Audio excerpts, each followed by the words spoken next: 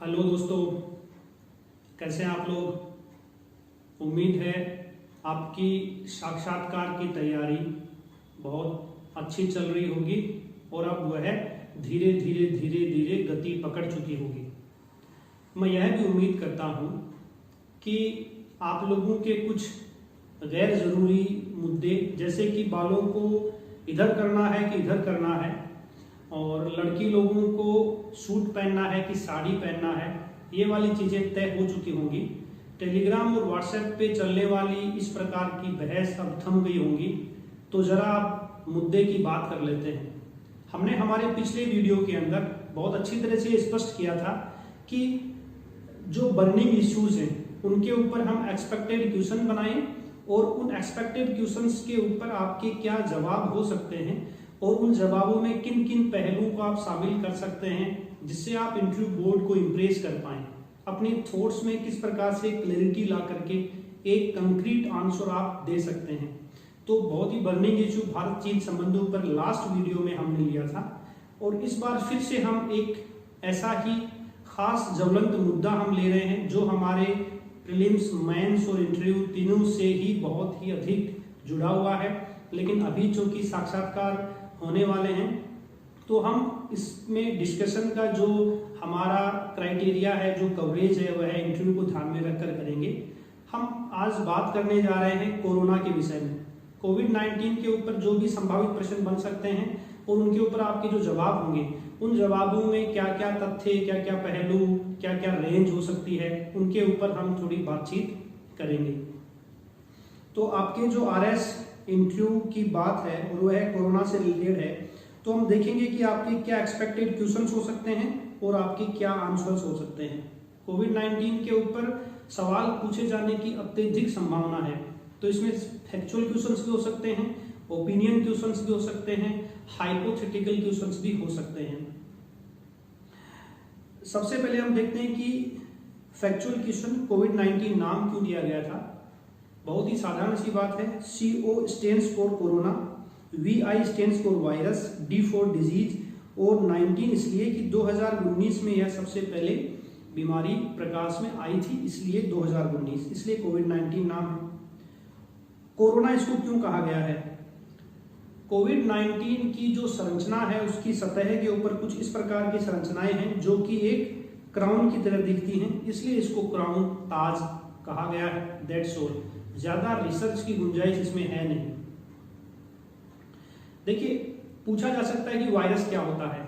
जो non science background के students हैं उनसे भी पूछा जा सकता है, साइंस वालों से पूछे जाने की संभावना कुछ ज्यादा है। तो इस प्रकार के फैक्चुअल क्वेश्चंस के लिए भी हमें तैयार रहना है। वायरस क्या होता है। यह एक प्रकार का पैथोजन है, यानी रोगाणु है, रोग कारक एलिमेंट है, इन्फेक्शियस एजेंट है, अपने आप में डेड है। जब तक इसको कोई होस्ट सेल या लिविंग सेल नहीं मिलती है तब तक यह ना तो रेप्लिकेशन कर सकता है और ना ही रिप्रोड्यूस कर सकता है। यहाँ पर एक साइकिल दिया गया है इसका, वायरस का, कि किस प्रकार से यह जो होस्ट सेल है इसके अंदर एक वायरस आता है, फिर उसके अंदर वह अंदर प्रवेश करता है, फिर रेप्लिकेशन करता है, यानी अपने ही जैसी प्रतिकृति का निर्माण करता है, और जब यह बहुत सारी संख्या में हो जाता है, हमारा इन्फेक्शन बढ़ जाता है, तो यह इस सेल को क्या करता है, नष्ट कर देता है। बैक्टीरिया और वायरस में क्या अंतर है, यह भी हमारा एक इंपॉर्टेंट क्वेश्चन बनता है। तो कुछ खास 3-4 जो मोटे मोटे अंतर है वह आप जान लीजिए कि बैक्टीरिया लिविंग एलिमेंट्स हैं, लिविंग पैथोजन का जो लिविंग है वहां आते हैं। वायरस नॉन लिविंग है, यानी इंडिपेंडेंटली वायरस का कोई अस्तित्व नहीं है जब तक कि यह किसी लिविंग सेल से अटैच नहीं होता है। बैक्टीरिया जो है वायरस में आकार में काफी बड़े होते हैं, और यह एक प्रकार की क्या है, कोशिकीय संरचना है। बैक्टीरिया के अंदर कोशिका भित्ति है, केंद्रक है, जबकि वायरस एक अकोशिकीय संरचना है। किसी प्रकार का न्यूक्लियस, साइटोप्लाज्म या सेलुलर वॉल जो है वो वायरस में नहीं पाई जाती है। बैक्टीरिया में डीएनए और आरएनए है, जबकि वायरस में डीएनए या आरएनए, या तो डीएनए या आरएनए होता है। और यह जो खास बात जो हम चर्चा कर रहे हैं कि बैक्टीरिया जो इंडिपेंडेंटली रिप्रोड्यूस हो सकता है, अपनी जैसी प्रतिकृति बना सकता है, जबकि वायरस ऐसा नहीं कर सकता। अच्छा, ये वायरस और बैक्टीरिया से कौन कौन से रोग होते हैं, तो 2-4 जो डिजीज हैं जो बैक्टीरिया से हैं, जो वायरस से हैं, उनको आप जरूर ध्यान में रखिएगा। हम एक उदाहरण के तौर पर इनको ले रहे हैं कि बैक्टीरिया से जैसे टीबी है, निमोनिया है, प्लेग है, टाइफाइड है, कोलेरा है, वायरस से रेबीज, HIV एड्स, फ्लू जो कॉमन फ्लू होता है, पोलियो, मीजल्स, इस प्रकार के इन रोगों को आप 2-4 ध्यान में रखिए, पूछे जा सकते हैं। फिर बात आती है सार्स और मार्स। देखिए जब से कोविड-19 आया है तब से कोरोना वायरस एक जो फैमिली है वायरस की, उससे संबंधित पूर्व के अंदर कौन से वायरस प्रभावी रहे थे और वहां कहां पर रहे थे, कब रहे थे, कितनी डेथ हुई थी, क्या डेथ रेट थी और उनका क्या हिस्ट्री था, इससे संबंधित प्रश्न हमारे न्यूज़पेपर्स के अंदर, आर्टिकल्स के अंदर बार बार आए हैं, इसको भी हमें ध्यान में रखना जरूरी है। सबसे पहले हम देखते हैं सार्स जो है 2002 में आया था और मार्स जो है 2012 में आया था। सार्स का पूरा नाम है सीवियर एक्यूट रेस्पिरेटरी सिंड्रोम। ये दोनों ही कोविड-19 जो कोरोना वायरस फैमिली के जो हैं वो सारे के सारे क्या हैं, रेस्पिरेटरी सिंड्रोम है, हमारी श्वसन प्रणाली को प्रभावित करते हैं। ये चाइना में सबसे पहले आया था, जबकि मार्स जो है वो सऊदी अरेबिया में था। ज्यादातर 80% जो रोगी हैं मार्स के वो सऊदी अरेबिया में थे, मिडिल ईस्ट में था, इसलिए इसका नाम मिडिल ईस्ट रेस्पिरेटरी सिंड्रोम रखा गया। सार्स जो है लगभग 26 कंट्रीज के अंदर, मार्स जो है लगभग 27 देशों के अंदर फैला। अब तक WHO की वेबसाइट जो आधिकारिक आंकड़े हैं उनके अनुसार इनका कुछ डेटा है यहाँ पर। सार्स से जहां 8,437 लोग इन्फेक्टेड हुए, मार्स से 2,494 लोग इन्फेक्टेड हुए। सार्स से डेथ 813 रही, जबकि मार्स से डेथ 858 रही। इन दोनों की डेथ रेट के अंदर बहुत ही भारी अंतर है। जहां सार्स की डेथ रेट केवल 9.5% रही, वहां मार्स की डेथ रेट 34+ रही। तो ये सार्स और मार्स कुछ फैक्चुअल चीजें हैं। फिर हम बात करते हैं कि एंडेमिक क्या है, एपिडेमिक क्या है और पेंडेमिक क्या है। यह शब्द भी बार बार हमें न्यूज़पेपर्स के अंदर देखने को मिलते हैं। देखिए जो एंडेमिक है वह एक प्रकार का रोग है जो पर्टिकुलर रीजन से संबंधित हो सकता है, पर्टिकुलर कम्युनिटी, पर्टिकुलर पीपल से संबंधित हो सकता है। जैसे यहाँ पर दक्षिण अमेरिका या उत्तरी अमेरिका, अफ्रीका के अंदर अलग अलग क्षेत्रों के अंदर यह रोग सब में पाया जा रहा है, लेकिन इसका कोई आउटब्रेक नहीं है। एपिडेमिक, इससे आगे की सिचुएशन है एपिडेमिक। एपिडेमिक एक ऐसी सिचुएशन है जहां पर कोई रोग विशेष किसी क्षेत्र विशेष के अंदर आउटब्रेक हो गया हो, यानी बहुत जबरदस्त तरीके से वह फैल गया हो। जैसे डेंगू जो है वह सब सहारन कंट्रीज के अंदर कई बार बहुत अधिक तेजी से फैल जाता है। हमारे यहाँ पर जब एपिडेमिक एक्ट आया था तो वह ब्यूबोनिक प्लेग के लिए आया था, यानी पर्टिकुलर क्षेत्र के अंदर वह प्लेग बहुत तेजी से फैल गया था। अभी जब कोरोना महामारी वुहान तक सीमित थी तो वह क्या थी, एपिडेमिक थी, यानी केवल वुहान के अंदर वह बहुत ही तेजी से फैल रहा था। फिर आता है पेंडेमिक। पेंडेमिक का मतलब यह है जो एपिडेमिक है इसके पास जब पासपोर्ट आ जाता है, एपिडेमिक पेंडेमिक यानी पी आ गया, पासपोर्ट आ गया, जब इसके पास पासपोर्ट आ गया तो यह पूरे वर्ल्ड वाइड फैल गई। तो जो आउटब्रेक एक जगह हुआ था वो हर जगह आउटब्रेक होने लगा, ग्लोबल हो गई है, तो यह पेंडेमिक हो गया।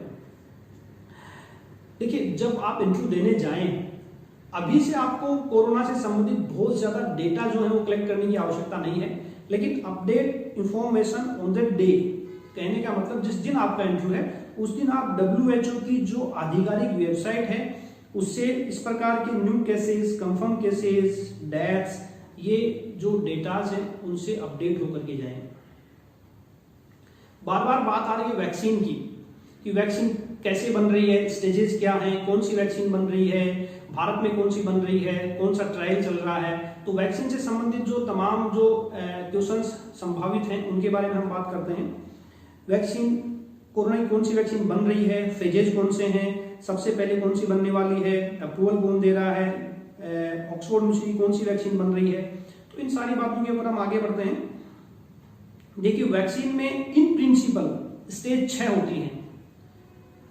यह जो 2 स्टेज है ऊपर वाली, एक्सप्लोरेटरी और प्री क्लिनिकल, यह लैब स्टेज है यानी इंटरनल स्टेजेस है।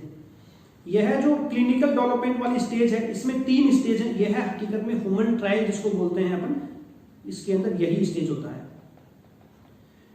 रेगुलेटरी रिव्यू एंड अप्रूवल, ये वाली जो 3 है वह यह रिव्यू और अप्रूवल से संबंधित है, और यह जो दोनों है वो मैन्युफैक्चरिंग और डिस्ट्रीब्यूशन से संबंधित है। और जब वितरण हो रहा है दवा का तो वह उसी फॉर्मूला से उसी तरीके से बनाई जा रही है, तो यह क्वालिटी कंट्रोल की बात भी इसके अंदर होती है।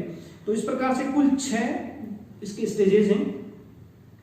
अब जो सबसे मोस्ट इंपोर्टेंट जो तीसरा स्टेज है जिसकी हम बात कर रहे थे यहाँ पर क्लिनिकल डेवलपमेंट की, उसके 3 स्टेज हैं जो स्टेज हम बार बार बात करते हैं ना ह्यूमन ट्रायल की, वह क्लिनिकल डेवलपमेंट है। उसके 3 स्टेजेस हैं, फर्स्ट, सेकंड और थर्ड। फेज 1 में क्या होता है कि लगभग 20, 30, 50, 100 लोगों को ट्रायल के लिए लिया जाता है और इसमें चेक किया जाता है कि कोई खास कोई मेजर साइड इफेक्ट्स तो इसका नहीं आ रहा है। फेज 2 के अंदर लगभग 500, 800, 1000 लोगों को इसके अंदर लिया जाता है और शॉर्ट टर्म साइड इफेक्ट्स देखे जाते हैं और ये देखा जाता है कि हमारे बॉडी का इम्यून सिस्टम किस प्रकार से रेस्पॉन्ड कर रहा है, एंटीबॉडी कितने दिन में किस प्रकार से निर्मित हो रहा है और वह एंटीबॉडी जो है जो एंटीजन के खिलाफ किस प्रकार से रेस्पॉन्ड कर रहा है। तो पूरा इम्यून सिस्टम कितना और कितनी त्वरित गति से रेस्पॉन्ड कर रहा है यह चेक किया जाता है। फेज 3 के अंदर कई हजारों लोगों को लिया जाता है, लगभग 2, 3, 4 हजार लोगों को, और इसके अंदर यह देखा जाता है कि यह जो दवा बनाई जा रही है पूरी तरह से सेफ है कि नहीं है, इसकी एफिकेसी कितनी है, कॉमन साइड इफेक्ट्स कितने हैं। तो यह फेज 1, 2, 3 के बाद वह अप्रूवल के लिए जाती है। अभी क्या चल रहा है, कौन सी दवाइयां बन रही हैं देखते हैं। देखिए वर्ल्ड वाइड अगर बात करें तो सबसे आगे जो दवा है जो बनने में है वह है एस्ट्राजेनेका। यह यूके की कंपनी है, ऑक्सफोर्ड यूनिवर्सिटी के साथ मिलकर के यह दवा बना रही है, उसका नाम है AZ-1222। यह जो दवा है वह तीसरे स्टेज के लिए इसको अप्रूवल मिल चुकी है और इसका जो ट्रायल है वह ह्यूमन ट्रायल, मैं क्लिनिकल डेवलपमेंट की बात कर रहा हूँ, वह तीसरे स्टेज पर है। भारत की नेशन वाइड अगर हम बात करें तो भारत बायोटेक एक कंपनी है, वह national institute of virology Pune के साथ मिलकर के एक वैक्सीन बना रही है जिसका नाम है कोवैक्सीन। यह कोवैक्सीन वैक्सीन बना रही है और यह है अभी first human trial clinical development का जो फेज 1 है उससे गुजर रही है, अभी इसने इसका अप्रूवल लिया है। तो उम्मीद है कि यह दवा सबसे आगे है और दिसंबर जनवरी तक, लगभग इस साल के अंत तक ऐसा अनुमान सब लोग बता रहे हैं कि यह जो AZ-1222 दवा आ जाएगी। तो हमें इसके जो फेजेज हैं, क्या इसका डेवलपमेंट है, उस पर गौर करने की जरूरत है। फिर हम देखते हैं कि इससे जुड़ी हुई चीजें, इम्यून सिस्टम हमारा आता है, एंटीबॉडी, एंटीजन क्या है। तो एंटीजन और एंटीबॉडी को भी हमें देखना जरूरी है। एंटीजन जो है वह एक प्रकार का पैथोजन है, पैथोजन के साथ आ रहा है, एक्सटर्नल है, रोगाणु है, बाहर से आ रहा है, और यह जो पैथोजन है वह हमारे इम्यून सिस्टम को ट्रिगर कर रहा है, मोटिवेट कर रहा है, किस चीज के लिए, एंटीबॉडी जनरेट करने के लिए, अपने ही खिलाफ, इसीलिए इसको एंटीजन कहते हैं, अपने ही खिलाफ जनरेट कर रहा है ये, इसीलिए इसको एंटीजन कहते हैं, क्योंकि अपने ही खिलाफ अपने इम्यून सिस्टम को, अपना जो WBC है, अपने जो T सेल्स हैं, उन T सेल्स के यह मोटिवेट कर रहा है कि वह एंटीबॉडी बनाए।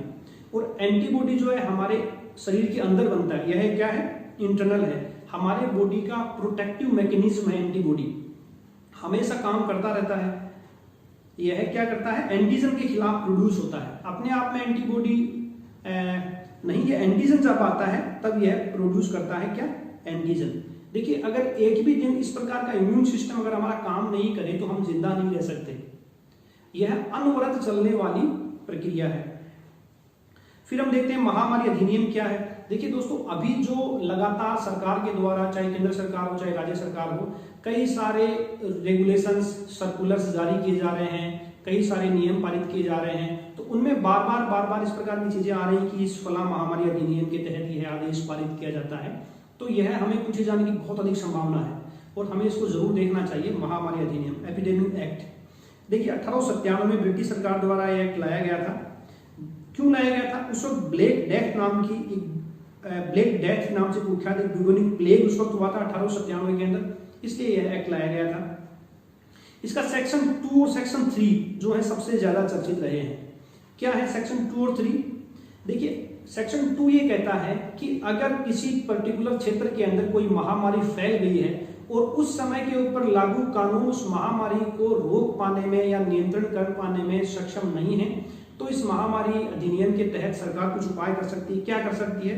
सेक्शन 2 तो ये कहता है कि उस रोकथाम के उपाय बताए जा सकते हैं, प्रचार प्रसार कर सकती है, लोगों को जागरूक कर सकती है सरकार। सेक्शन 2A क्या कहता है? महामारी संभावित क्षेत्र से आने वाले किसी जहाज अथवा व्यक्ति का निरीक्षण किया जा सकता है। बार बार लोगों को पोर्ट के ऊपर रोका जा रहा है, लोगों का निरीक्षण किया जा रहा है कि वो किसी पर्टिकुलर, जैसे हम कहते हैं ना कि यह कंटेनमेंट जोन से आ रहे हैं, इसलिए इनकी सैंपलिंग टेस्टिंग होना जरूरी है। तो यह वाली बात कहां से आ रही है? 2A से। 2B क्या कर रहा है? महामारी अधिनियम का सेक्शन 2B ये कहता है कि रेल, बंदरगाह, अन्य प्रकार की यात्रा पर रोक लगाई जा सकती है। यानी हमारा जो ये जर्नी जो यात्रा के ऊपर, ट्रेवलिंग के ऊपर रोक लगाएगी। तो ये कहां से आया? 2B से। एक हम बात सुन रहे हैं क्वारंटाइन, तो ये क्वारंटाइन करने वाली जो बात है वह भी 2B से आई, यानी महामारी से प्रभावित क्षेत्र के लोगों को या पर्टिकुलर व्यक्तियों को किसी अस्पताल या अस्थायी आवास में रखा जा सकता है। तो ये हमारी सेक्शन 2 और 3 बहुत महत्वपूर्ण है। सेक्शन 3 क्या कहता है? सेक्शन 3 ये कहता है कि महामारी अधिनियम की धारा 3 के अनुसार महामारी के संबंध में सरकारी आदेश नहीं मानना अपराध होगा, और इसके लिए आईपीसी की सेक्शन 180 एक्ट 188 के तहत आपके खिलाफ कार्रवाई होगी। सेक्शन 3 महामारी अधिनियम का सेक्शन 3 और आईपीसी का सेक्शन 188 दोनों को मिलाकर के काम किया जाता है।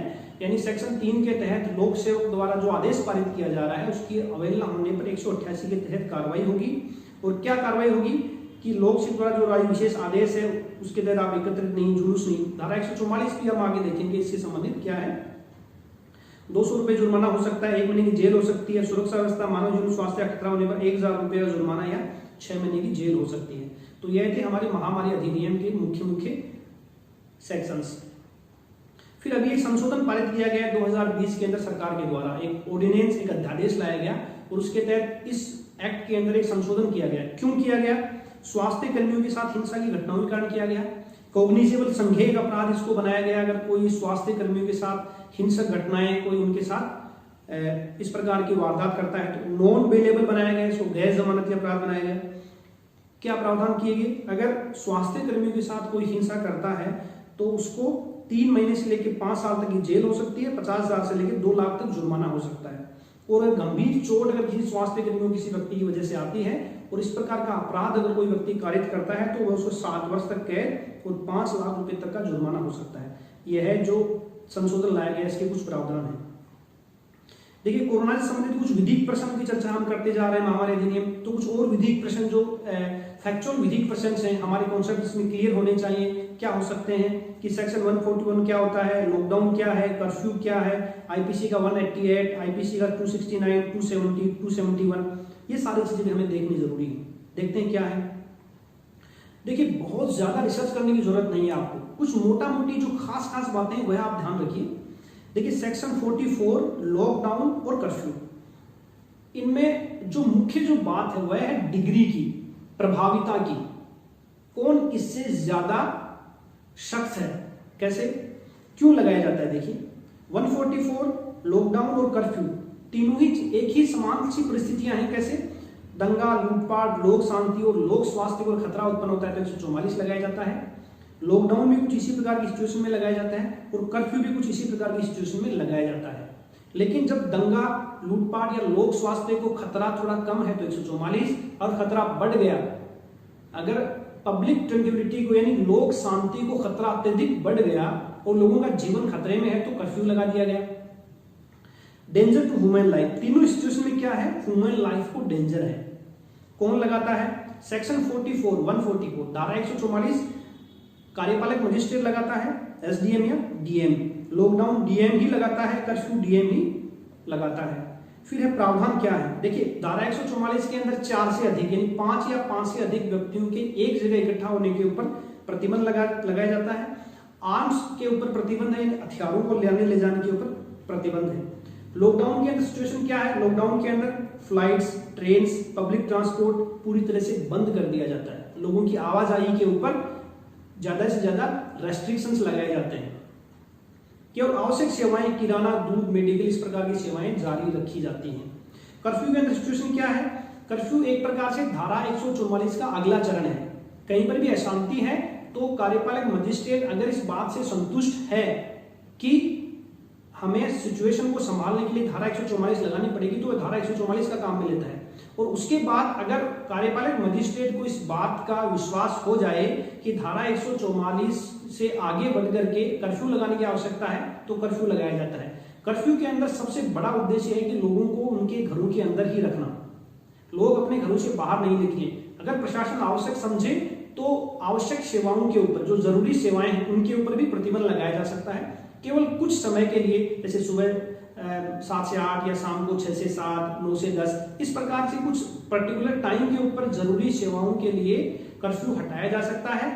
इसके साथ ही प्रशासन यह भी इंश्योर कर सकता है कि जरूरी सेवाएं खुद प्रशासन जाकर के, जैसे लॉकडाउन के अंदर हमने देखा, कर्फ्यू जहां पर लगा उन क्षेत्रों के अंदर हमने देखा कि प्रशासन और पुलिस खुद जाकर के दूध, किराना, मेडिकल, ये सर्विसेज जो एसेंशियल सर्विसेज थी उनको डिलीवर कर रहे हैं। तो इसमें जो मुख्य बातें हैं कि किस प्रकार से इसको इंप्लीमेंट करना है, वह प्रशासन अपनी स्थानीय आवश्यकताओं और स्थानीय परिस्थितियों के अनुसार तय करता है। आगे चलते हैं। देखिए सेक्शन 88 फिर से आ गया। इन लोगों को मुर्गा बना रखा है। सेक्शन 88 जो धारा 144 का उल्लंघन कर रहे हैं उन लोगों को चेतावनी दी जाती है कि आप ऐसा मत कीजिए। ऐसा उल्लंघन करने पर क्या होता है कि 1857 की धारा 3 अभी हमने देखा कि उसको 7 पढ़ने की जरूरत है, 6 माह की जेल और 1000 रुपए का जुर्माना होता है, और अगर नहीं मानने पर क्या बना देते हैं, मुर्गा बना देते हैं। इस प्रकार की लॉकडाउन में तो आपने तस्वीरें देखी होंगी। फिर हम देखते हैं कि ये कनिका कपूर आप लोगों के ध्यान में होगी। कनिका कपूर को आप लोगों के ध्यान में होगी कि किस प्रकार हमारे जो माननीय पूर्व मुख्यमंत्री वसुंधरा राजे जी के साथ इस प्रकार की कुछ पार्टियों में इसने गाना गाया, जबकि इसको पता था कि यह पॉजिटिव है। तो 269 और 270 क्या है? 269 और 270 में आप खास अंतर यह मान लीजिए कि 269 लापरवाही पूर्वक अगर कोई व्यक्ति negligent act likely to spread infections of disease dangerous to life, जीवन के लिए खतरा पैदा करने वाली कोई बीमारी को कोई व्यक्ति फैलाता है लापरवाही से, यानी लापरवाही से कोई इधर उधर आप घूम रहे हैं और आपको पॉजिटिव है तो आपको 269 में बुक किया जाएगा। और अगर किसी व्यक्ति को पता है, यानी वो जानबूझ करके इस प्रकार का कृत्य करता है कि उससे क्या हो, वह महामारी फैले, तो जानबूझ के कृत्य करने पर आपको 270 के अंदर बुक किया जाएगा। पहली जो 269 है उसमें 6 महीने की जेल या फाइन, और जो 270 है उसके अंदर 2 साल की जेल या फाइन हो सकता है। तो दोस्तों इस प्रकार से जो टेक्निकल हमारे सवालात हैं कोरोना से संबंधित वो हमने देखे हैं। और हम कोरोना के ऊपर आप जानते हैं कि एक वीडियो से काम नहीं चलेगा, इसलिए अधिक वीडियो हमें बनाने पड़ेंगे। अब हम कुछ हाइपोथेटिकल्स, कुछ ओपिनियन बेस्ड क्वेश्चंस लेंगे। राजस्थान से संबंधित कई सारी चीजें हैं, चाहे भीलवाड़ा मॉडल का नाम हम आते हैं, सरकार ने क्या प्रयास किए हैं, राज्य सरकार ने क्या प्रयास किए हैं, केंद्र सरकार ने क्या प्रयास किए हैं, आत्मनिर्भर भारत, गरीब कल्याण योजना, ये सारी चीजें हम समाहित करेंगे कोरोना के विषय के अंदर। और क्या किया जाना चाहिए, आप एक SDM हैं, आप एक्ट के अंदर इंसिडेंट कमांडर अगर आप हैं तो आप क्या करेंगे, कोरोना वार रूम के अंदर आपकी ड्यूटी है तो आपकी क्या प्रायोरिटीज होंगी, आपने खुद से अब तक कोरोना को रोकने के लिए क्या किया है, कोरोना के ऊपर क्या पर्यावरणीय समस्याएं हो सकती हैं, क्या सामाजिक समस्याएं हैं, क्या पर्यावरण को फायदा हुआ है इससे, क्या कोरोना में क्या खोया क्या पाया, लॉकडाउन अच्छा रहा, बुरा रहा, सफल रहा, असफल रहा। तो ये सारी चीजें हाइपोथेटिकल और ओपिनियन बेस्ड क्वेश्चंस हैं। कुछ फैक्चुअल क्वेश्चंस जो थे, जो डिटेल्स थी वो हमने देखने की कोशिश की है। तो अगले वीडियो के अंदर, अगले एपिसोड के अंदर हम मिलते हैं। तब तक के लिए आप अपने जो ये चीजें, जो फैक्चुअल चीजें, इनको अच्छे से तैयार कर लीजिए। और फिर से मैं आप लोगों को एक बात याद दिलाना चाहूंगा कि गैर जरूरी बातों में मत पड़िए, अपनी तैयारी को बहुत ही अच्छे तरीके से टारगेट ओरिएंटेड रहिए। एक दूसरी बात आप समय आ गया है कि आप मिरर के सामने बैठ करके तैयारी करना शुरू कर दें। जो भी चीज आप बोल रहे हैं, जो भी चीज आप कर रहे हैं, अगर अकेले हैं तो इस वक्त मिरर के सामने, जो बड़े वाला मिरर है उसके सामने बैठ जाएं और जो 2 लाइन 4 लाइन, जैसे अभी 269 270 के लिए अगर मुझे बोलना हो तो जैसे मैं बोलूं कि सर IPC सेक्शन 269 और 270 किसी व्यक्ति के लिए इस प्रकार से काम में लाए जाते हैं कि उसको महामारी फैलाने से रोका जा सके। 269 यह है कि लापरवाही पूर्वक अगर कोई व्यक्ति किसी बीमारी को जो कि जीवन के लिए खतरा पैदा कर सकती है फैलाता है तो उसके खिलाफ 269 काम में ली जाती है। और कोई व्यक्ति जिसको पता है कि वह उस बीमारी से पीड़ित है फिर भी अगर वह जानबूझ करके उस बीमारी को फैलाता है तो उसको 270 के अंदर बुक किया जाता है। तो आप अभी मैंने जो एग्जाम्पल दिया उसको आप मिरर के सामने बैठ करके बोलिए, प्रैक्टिस कीजिए। देखिए एक चीज है, डोंट रीड टू मच, यह गलती मत कीजिएगा। बहुत ज्यादा मत पढ़िए, बहुत ज्यादा पढ़ने से कोई फायदा नहीं होगा। जो पढ़ा है उसको विजुलाइज कीजिए, विजुलाइज करना बहुत जरूरी है। क्या एक्सपेक्टेड क्वेश्चंस हो सकते हैं, उन एक्सपेक्टेड क्वेश्चंस के ऊपर हमारे सवाल, हमारे जो जवाब होंगे वो ऐसे होंगे, फिर सामने और क्या काउंटर क्वेश्चन हो सकता है। तो इस प्रकार से आप आगे से आगे सोचते जाइए, इमेजिन कीजिए, विजुलाइजेशन कीजिए और ये मान के चलिए कि मैं इंटरव्यू रूम में बैठा हुआ हूँ। चलिए, थैंक यू दोस्तों, और मिलते हैं जल्द ही हम अगले एपिसोड में।